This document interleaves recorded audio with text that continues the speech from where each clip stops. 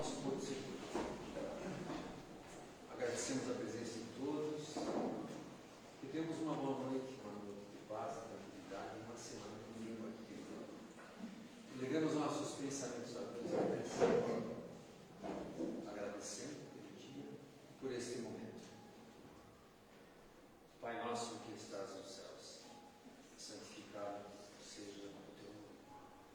Venha a nós o teu reino. Seja feita a tua vontade na terra como nos céus. O nosso cada dia dá-nos hoje, perdoa as nossas dívidas, na medida que perdoamos aos nossos devedores.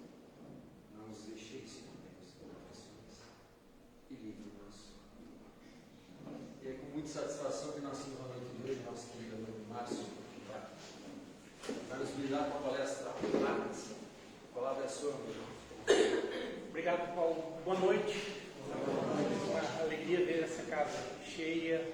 Eu espero que e desejo do fundo do meu coração que cada um de vocês, na noite de hoje, recebam o que vieram buscar, sejam receptivos ao passe, essa casa maravilhosa, a equipe espiritual maravilhosa dessa casa, com certeza vai prover o que cada um espera. E hoje a gente vai falar do capítulo 8 do livro Vinha de Luz, que é um livro, uma obra do Chico Xavier, pelo Espírito Emmanuel. E Emmanuel, ele cita nesse livro, principalmente no capítulo 8, que todas as realizações humanas possuem uma marca própria. E isso vale para os aspectos materiais e os aspectos espirituais também. Objetos, livros, medicamentos. No aspecto material, por exemplo, se eu falar para vocês uma marca, Bombril, por exemplo, todo mundo vem alguma coisa em mente, né? Ninguém vai ficar pensando, esponja de aço. Então, sabe que é isso aqui, é uma marca consolidada, uma marca que todo mundo conhece. E se a minha esposa, por exemplo, chegar para mim e falar, Márcio, vai lá no mercado lá e pegue um amido de milho que eu estou precisando. Eu vou talvez perder um tempo enorme lá, vou me bater e provavelmente vou voltar para casa e falar, não tinha. Mas se ela falasse maisena, então são exemplos de marcas que fixam. E assim o Márcio também tem uma marca, as marcas espirituais. Eu ainda estou tentando descobrir as minhas, lapidando, como seres errantes, a gente sempre procura se melhorar, mas cada um tem as suas marcas e é isso que Emmanuel traz para a gente. Então, no espiritual acontece algo parecido, mas as marcas do espírito são construídas através das nossas vivências e das nossas experiências. Sejam elas através das dores, sejam através dos nossos sofrimentos, que são as marcas ruins, e através das nossas experiências também, experiência no trabalho, experiência, a formação acadêmica, seja lá o que for, e também através do talento. Por que não ter uma marca também advinda do talento? Então, é só para dar alguns exemplos, mas deixa eu dar um exemplo um pouco mais direto agora. Em 1932, Chico Xavier causou um rebuliço no mundo literário com esse livro, Parnaso de Além Túmulo, que nada mais é que a reunião de vários poemas de poetas de língua portuguesa muito famosos, mas desencarnados. E eu falo que foi um rebuliço muito grande porque quando especialistas, principalmente da Academia Brasileira de Letras, se depararam com essa obra, tiveram a oportunidade de ler essa obra, eles começaram a perceber algumas coisas bem interessantes. E isso causou, como falei, um alvoroço na época, em 1932, né? Porque, vocês sabem, no mundo literário, cada escritor, cada poeta, ele possui uma impressão digital própria, uma marca própria, que pode ser reconhecida apenas por aqueles estudiosos dos gêneros literários e tudo mais. O mesmo ocorre com as pinturas, por exemplo. Não é fácil identificar um quadro de de Rembrandt, mas ele tem aquela impressão digital, aquela marca inconfundível, né?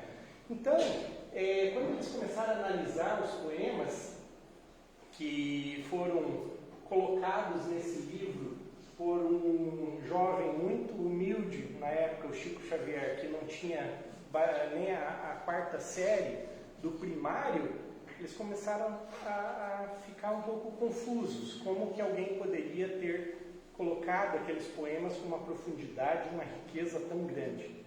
Então eles começaram a identificar o simbolismo, os gêneros, né, o simbolismo de Augusto dos Anjos, o estilo satírico de Arthur Azevedo. Eles começaram a identificar também os traços inconfundíveis e impossíveis de serem copiados de Casimiro de Abreu. Então, ou seja, eles começaram a reconhecer essas marcas do talento literário de cada um dos poemas, só que eram atribuídos a poetas que já estavam mortos. Então, como isso pode acontecer? Então, houve esse alvoroço entre os notáveis, inclusive o Monteiro Lobato, que na época era encarnado, ele falou uma frase que ficou muito famosa até os dias de hoje.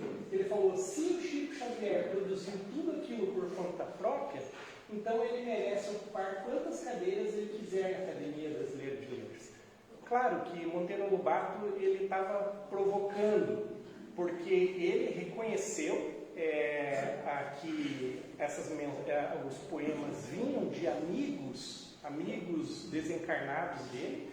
Ele sabia dessa condição do mundo espiritual, mas naquele momento o mundo ainda não estava preparado assim para que Monteiro Lobato falasse abertamente, sem sofrer com isso, né? Então ele preferiu, de forma muito inteligente, colocar uma pulga atrás da orelha. Não é nem uma pulga atrás da orelha, um elefante atrás da orelha, porque as pessoas começaram a pensar: puxa, como isso é possível, né? Então, são exemplos assim de marcas bem fortes, como eu falei, dos espíritos. Então, as marcas são as formas com que a gente é reconhecido, como eu falei. E, por falar nisso, vocês que estão aqui, nós estamos aqui, nós já reconhecemos algumas marcas espirituais. Já conseguimos identificar algumas marcas espirituais nessa nossa trajetória? Quais são as nossas marcas? Marcas boas, marcas ruins? Como que a gente está sendo reconhecido?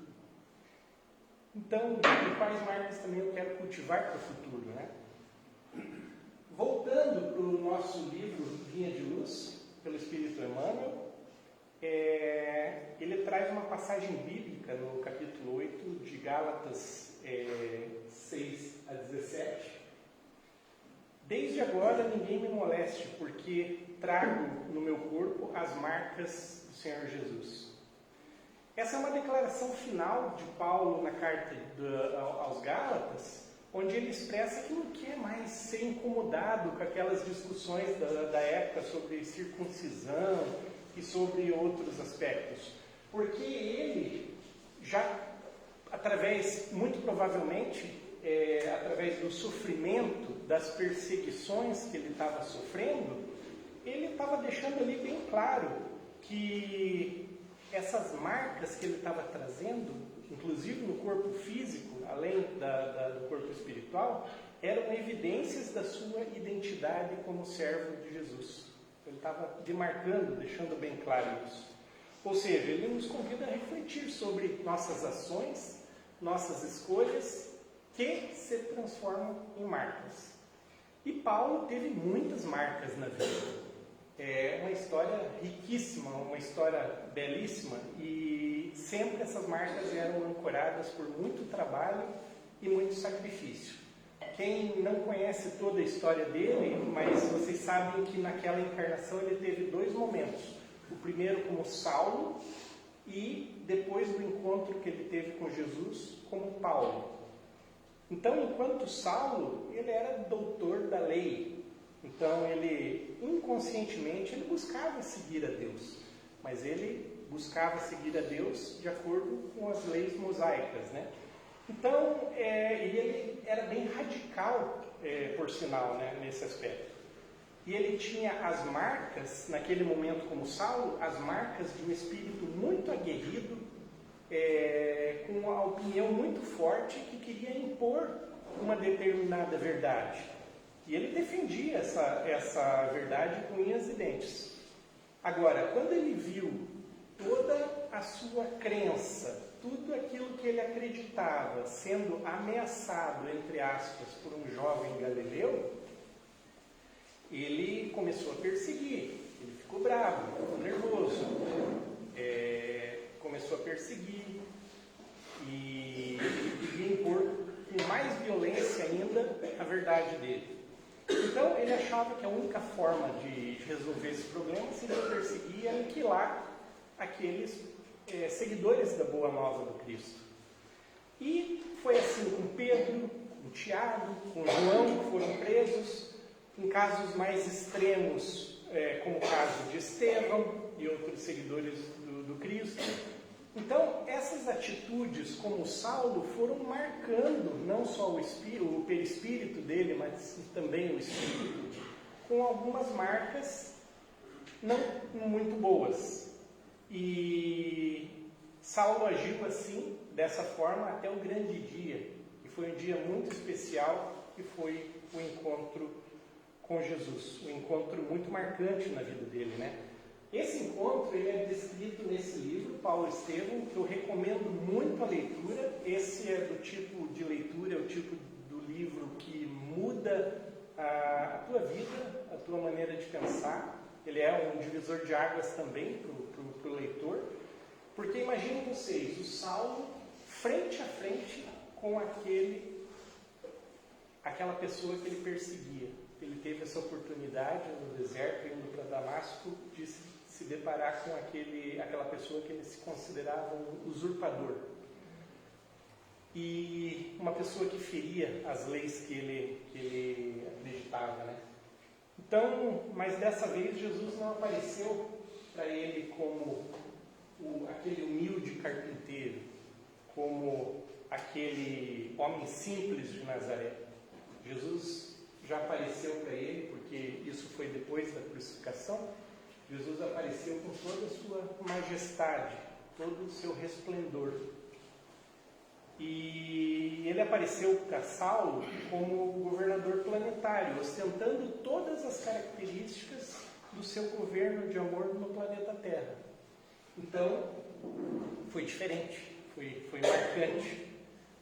E ainda sobre o encontro de Saulo com Jesus, Emmanuel descreve no livro Paulo Estevão que esse encontro aconteceu perto de Damasco, quando Saulo, inclusive, estava indo para Damasco para perseguir.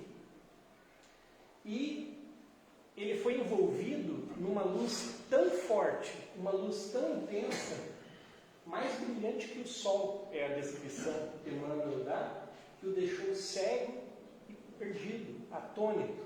Ele caiu no chão. Então, com certeza, só por essas palavras, a gente pode imaginar qual foi o poder daquela aparição de Jesus ali, né? E Emmanuel também descreve que Jesus perguntou: Saulo, Saulo, por que me persegues? Na verdade, ele estava cego, mas ele escutou essa voz. E aí ele, confuso, atordoado, ele perguntou: quem sois vós? Daí, eu sou Jesus, aquele a quem persegues. Então, o Saulo sentiu naquele momento coisas que também são descritas por Emmanuel no livro. Primeiro, ele sentiu toda a sua força interior se quebrar, toda aquela resistência, toda aquela empáfia, todo aquele orgulho se quebrando naquele momento. Ele sentiu o remorso e uma vergonha muito grande pelas perseguições, com certeza, por tudo que ele estava causando. Ele foi invadido naquele momento por um profundo arrependimento, foi imediato, e Saulo sentiu também no coração como se o coração tivesse sendo queimado por aquela luz que mesmo ele sem ver, ele sentia aquele brilho muito forte. E ele percebeu ali, espiritualmente, caiu a ficha que ele estava frente a frente com aquele Messias prometido. E ele percebeu também que aquele homem que estava ali não poderia ser aquele usurpador que ele imaginava. E ele percebeu que se tratava daquele que não só ele, mas que todos aguardavam, aquele Messias prometido, inclusive as crenças dele. Então imagine a cabecinha desse homem ao perceber que realmente estava acontecendo. Então, isso tudo que aconteceu, esse encontro, deixou uma marca profunda em Saulo. Fez até ele mudar de nome para se distinguir e também para se afastar daquele passado que ele com certeza se envergonhava. Então, a partir desse evento, ele se tornou Paulo. E todo mundo conhece a história de Paulo a partir daí.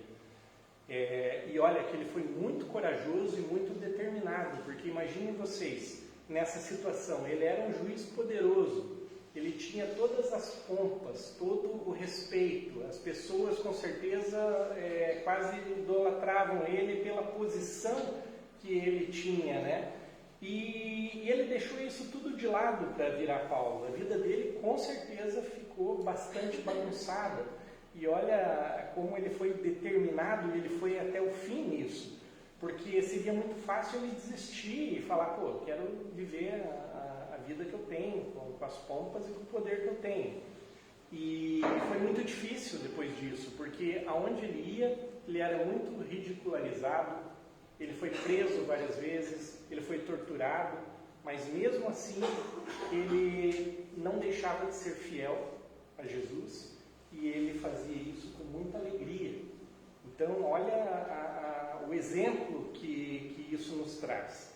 A marca que ele foi construindo, não só as marcas como Saulo, mas as marcas que ele foi construindo na vida dele como Paulo. Então, como ele disse, nada mais o molestava, porque ele trazia no coração agora as marcas de Cristo. As marcas de serviço, as marcas do amor, as marcas da empatia, das curas, ele fez muitas curas, e principalmente as marcas da mudança. E ainda falando sobre pessoas, espíritos, como eles construíram essas marcas, Francisco de Assis, assim como Paulo, também trazia as marcas do Cristo. E a história de Francisco de Assis é muito bonita também. Ele nasceu em Assis, em uma família muito rica, em 1181 ou 1182, não está muito claro isso, como Giovanni di Pietro de Bernardone. O pai dele era um comerciante de tecidos muito rico. Imagine um homem que tinha todo o dinheiro que vocês possam imaginar. Mas ele tinha uma frustração muito grande, porque a família do pai do Giovanni não tinha títulos. E naquele momento, não fazia sentido você ter tanto dinheiro, ter tantas posses e você não ter um título. Era uma frustração para ele, como pai E uma forma de conseguir títulos naquela época eram as guerras. Mas não tinha muitas guerras na região, mas mesmo assim o pai do Giovanni teve uma ideia de investir no filho, no treinamento, nos equipamentos, nos melhores cavalos que tinha na Itália e tudo mais, aguardando uma guerra. E ela aconteceu. Essa guerra veio em 1202 até 1203. O jovem Giovanni participou da guerra entre Assis e Perugia, mas ele foi preso. Ele ficou preso lá e depois de um tempo ele retornou para casa doente, ferido e também, com certeza, com a mente bastante abalada com tudo que ele viu na guerra, todos os horrores da guerra, e isso fez ele começar a ter reflexões mais espirituais. E depois, em 1205, porque começou a sair, ele gostava muito de animais, gostava da natureza e tudo mais, ele saía de casa, ia refletir, e em 1205 ele teve uma visão ali na frente do crucifixo da igrejinha de São Damião, e ele ouviu a voz do Cristo dizendo assim: Francisco, restaure a minha igreja. Ele olhou para aquela capelinha, aquela igrejinha caindo aos pedaços e imaginou ali erroneamente, falou: vou reconstruir então, vou pegar meus amigos, animais, reunir os esforços e reconstruir essa igrejinha, pedra, cimento e tudo mais, e assim ele fez bem feito. Ele também começou a cuidar dos leprosos, cuidar dos doentes, mas isso fez ele pensar, ele nunca esqueceu aquela visão que ele teve, e ele falou: puxa, será que era só essa igrejinha mesmo que eu tinha que reconstruir? Então isso fez ele pensar. E em 1206, porque esse jovem Giovanni, como ele era uma família rica, ele pediu, ele tinha amigos influentes, ele falou: eu gostaria de conversar. Primeiro, antes disso, em 1206, diante do bispo de Assis, ele se despiu das vestes, porque, você imagina, ele não estava agradando muito bem o pai dele, né? O pai dele tinha outras ambições, e ele estava se desfazendo dos bens da família e tudo mais, ajudando os pobres e tudo mais, e isso não estava agradando muito o pai dele. Então, diante do bispo de Assis, ele se despiu das vestes e renunciou à sua herança. Ele era apaixonado pelo Evangelho e por tudo que ele aprendeu sobre a história de Jesus. E ele queria viver o Evangelho na prática, na essência, e não só ficar lendo o Evangelho. Ele queria praticar tudo aquilo que ele estava aprendendo. Então, ele começou a ajudar os pobres e se casou com a irmã pobreza nas falas dele. Em 1209, através da influência de amigos e tudo mais, ele falou: puxa, eu gostaria de conversar com o Papa Inocêncio III. E ele conseguiu uma audiência, mas ele não foi recebido, porque chegou lá com aquela visão do mendigo, com as roupas surradas e tudo mais. O pessoal não deu crédito para ele, né? Mandou ele embora. Mas, depois de um tempo, o próprio Papa Inocêncio teve um sonho, onde ele via a Basílica de São João de Latrão, que era o equivalente à Basílica de São Pedro hoje, era a casa do Papa na época, prestes a desabar, e um homem com uma feição de mendigo, muito mal vestido, com alguns amigos esquisitos, seguravam os pilares da Basílica. E ele se lembrou desse sonho, mandou chamar de volta aquele jovem e falou: o que você quer? Ele falou: eu quero constituir uma ordem. Eu falei: então tá bom, deu a autorização verbal, deixou ele constituir a ordem, né? E o que mais? Em 1224 ele recebeu os estigmas de Cristo no Monte Alverne, e em 1226, aos 44 anos, ele desencarnou em Assis. Então, eu trouxe esse exemplo de Francisco de Assis porque, assim como Paulo, ele também trouxe as marcas, os estigmas de Cristo que representavam a união mística com Cristo. E, claro que é muito bom, é muito motivante você escutar histórias sobre esses espíritos que venceram, histórias famosas, histórias belíssimas, né? Mas a gente precisa entender que é uma trajetória de construção baseada em muito sacrifício. Vejam o caso de Paulo, vejam o caso de Francisco, de tantos outros que a gente conhece, que hoje são considerados espíritos que são referências para a gente. Então, não é fácil o trabalho deles. Porque a doutrina espírita nos diz que não existe perfeição desde o início. Nós nascemos simples e ignorantes. A gente não pode esquecer disso. A gente está construindo a nossa história. Nós estamos construindo as nossas marcas ainda. Então, o que Emmanuel conta no livro Há 2000 anos, que que também é parte, os erros são partes dessa construção que a gente tem. E por falar em Emmanuel, ele é mais conhecido como o mentor espiritual de Chico Xavier, mas se vocês verem no Evangelho segundo o Espiritismo, no capítulo 11, item 11, vocês vão ver ele aparecendo ali desde 1864. Então, ele tem uma história como membro da equipe da Falange do Espírito de Verdade na codificação. E eu quero contar um pouquinho de Emmanuel agora, porque nesse livro, Há 2000 anos, ele relata também a história dele, a construção da história dele, que também é muito bonita, através dos seus erros, e ele conta que através disso ele construiu a sua história também. Naquela época, a gente precisa voltar, então, na época, há 2000 anos, na época de Jesus, lá na Galileia. Ele era o poderoso senador Publio Lentulus, ele era um poderoso senador Publio Lentulus, que, para ter uma ideia do poder dele, ele era mais influente, ele tinha mais prestígio social e influência que o próprio Pôncio Pilatos, governador da Judéia, hoje Palestina.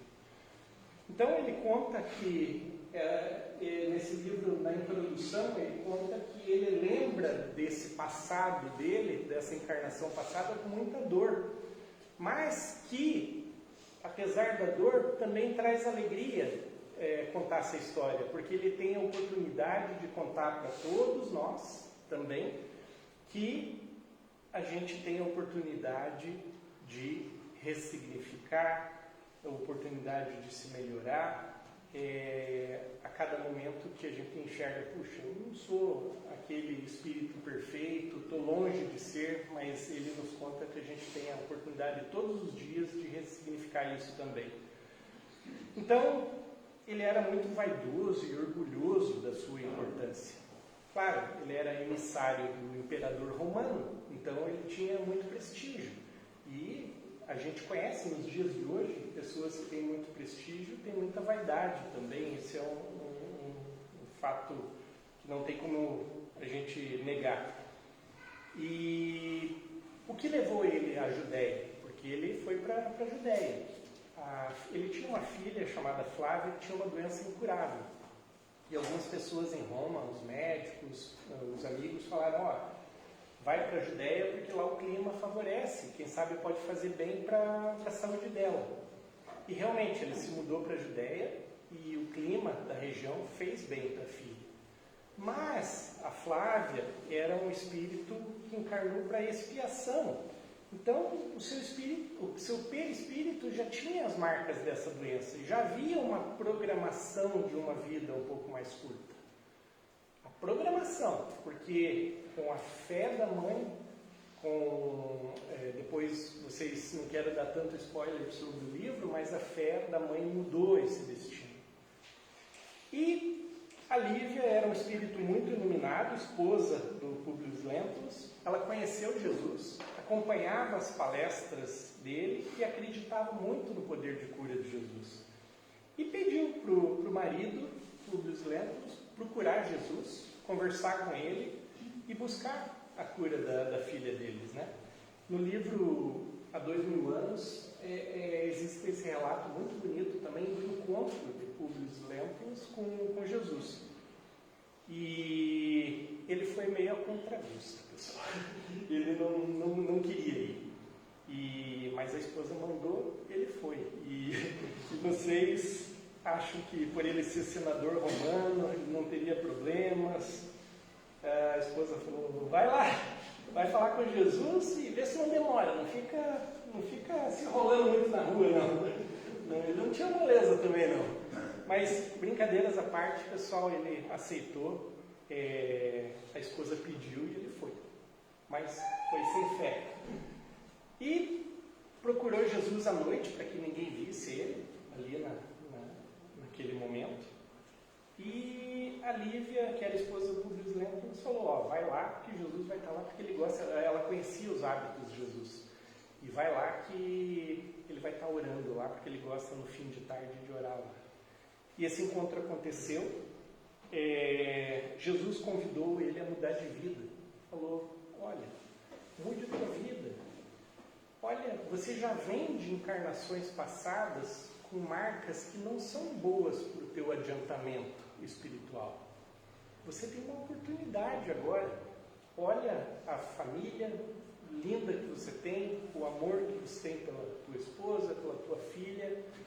Muda. Jesus convidou o Públio Lentulus a essa mudança.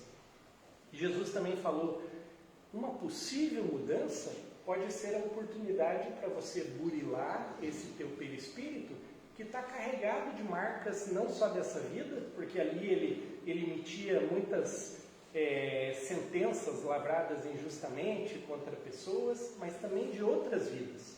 Não cabe a nós julgar as outras vidas, porque nós também não podemos apontar com o dedo sujo para ninguém, mas o fato é que Jesus fez esse convite, falou, mude, nessa vida mesmo você tem a oportunidade de começar a transformar as marcas do teu perispírito de marcas ruins para marcas boas. E Jesus falou para ele, deu toda a liberdade, que ele poderia se transformar lentamente, mas ele, de novo, Jesus falou tudo isso não por conta de uma punição, porque essas coisas que estavam acontecendo, que iriam acontecer, porque Jesus deixou bem claro, essas marcas você vai continuar, vai ter muito sofrimento para você. E esse sofrimento que Jesus estava falando que ia ter não era uma punição, mas eram resultados das ações dele mesmo. Lei de causa e efeito. Mas ele decidiu não mudar. Ele falou, obrigado. De fato, ele não acreditou em Jesus e a mudança não aconteceu nessa vida. E ele adiou. E é assim para todos nós. Nós também, muitas vezes, adiamos um pouco as mudanças boas que podem acontecer na nossa vida. E quanto à filha, só para quem não conhece a história, ela foi curada, mas não graças à fé dele, mas em base da fé da mãe dela. Né? E apenas para fechar essa belíssima história de Emmanuel, porque todo mundo sabe, Emmanuel, Públio Lentulus, Emmanuel.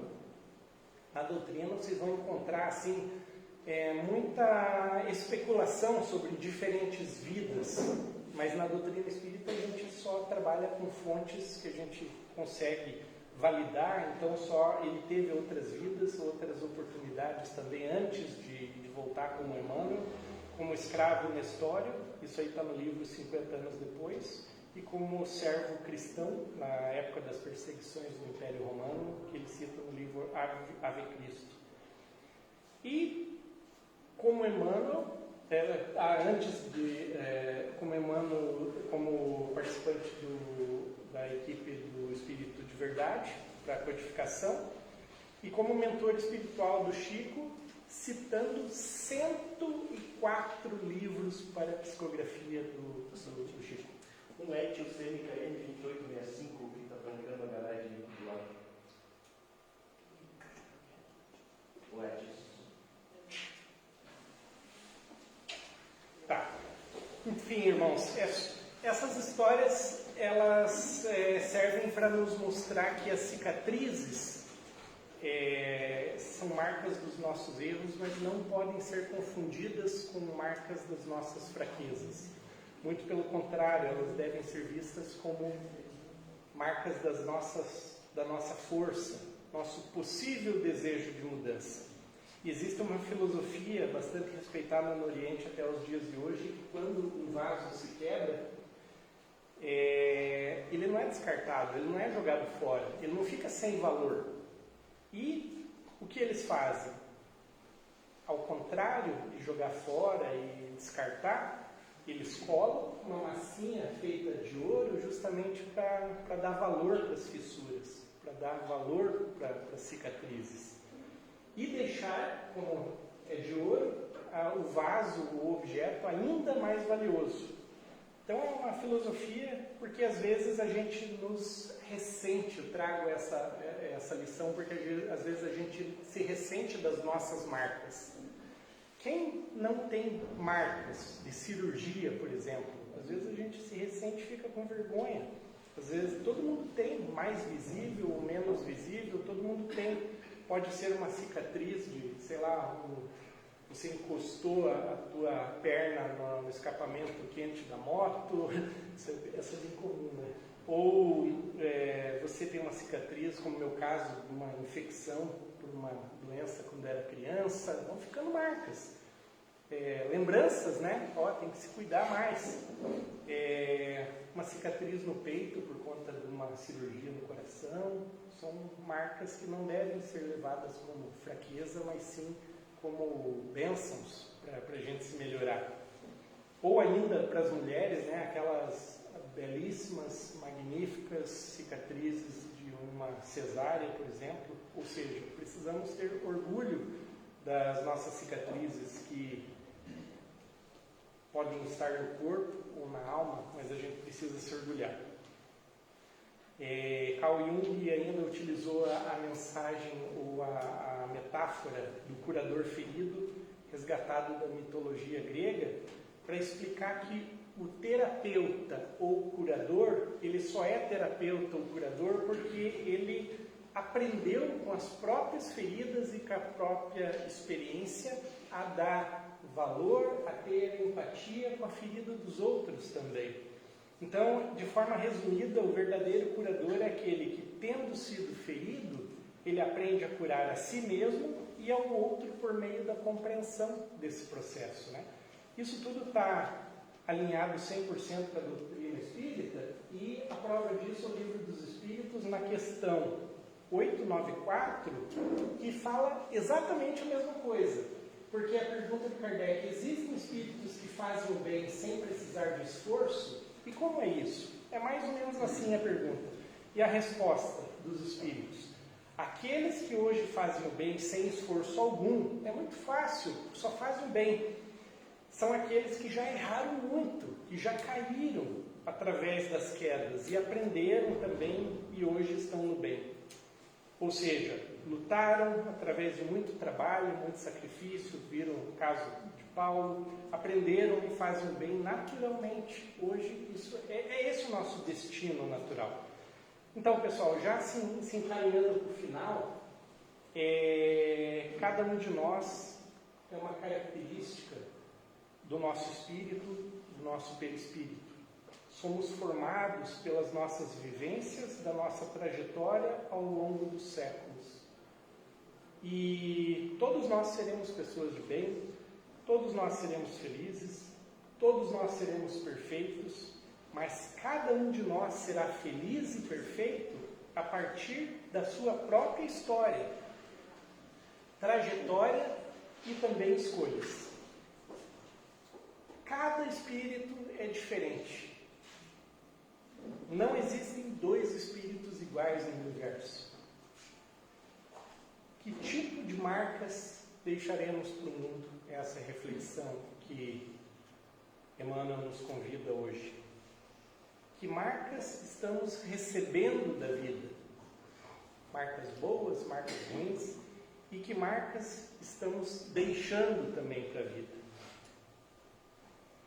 Pessoal, como temos 2 minutinhos ainda antes de acabar, é rapidinho uma leitura do livro Gotas de Esperança, que está 100% alinhado com o tema de hoje também. Você marca a tua vida, tudo que você faz ou diz, traz a marca da sua personalidade. Em todo lugar você está dando um recado pessoal. Somente você pode fazer como faz, ninguém mais. Sai de você uma vibração inconfundível. Deus o vê assim, dessa forma. Para Ele você é único em todo o universo. Sua marca é conhecida por Deus. Seu rastro é diferente de todos os demais. Deus tem com você uma ligação também única. Ama-o de maneira própria. Você e Deus formam uma unidade de profunda beleza. O amor de Deus lhe flui de uma forma que só você sabe sentir. Foi o amor de Deus que lhe fez inconfundível. Uma boa noite, irmãos. Fiquem com Deus. Tudo de bom. Obrigado, Márcio. Que a gente possa